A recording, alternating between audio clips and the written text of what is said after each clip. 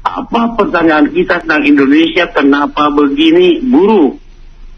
How rich your country, how green your valley, but how poor you people. Seberapa kaya Indonesiamu itu, Pak Prabowo? Seberapa hijau lembahmu itu, Pak Prabowo? Tahukah Prabowo, di tengah begitu ada paradoks, seberapa miskin rakyatmu? Itu nggak disentuh di sini. Nggak disentuh, Pak Nur. Misalnya dia bekukan kenaikan gaji tunjangan anggota DPR. Itu betul, tapi tidak substantif. Tidak substantif. Mengapa partai-partai yang melahirkan legislator seperti ini buruknya tak terjawab?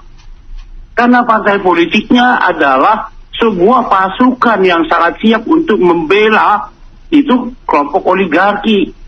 Dan partai politik itu pun dirancang sedemikian rupa anti demokrasi. Nggak ada itu di dalam butir-butir 17+8. Nggak ada. Hal-hal ringan.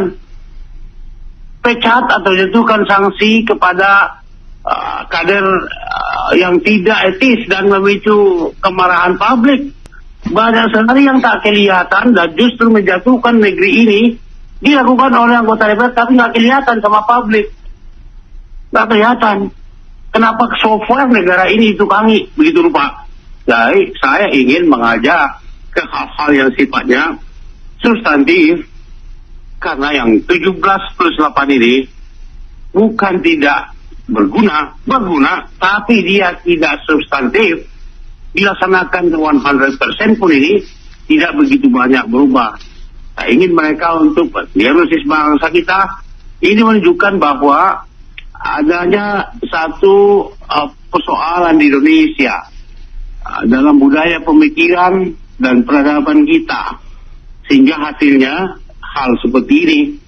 Karena 3 episode paling tidak, transisi orde lama ke orde baru, transisi orde baru ke reformasi, itu yang 2 itu cukup sebagai pembanding bagi kita dengan apa yang dilakukan pada 25 Agustus sampai 31 Agustus. Dan hasilnya 17+8 itu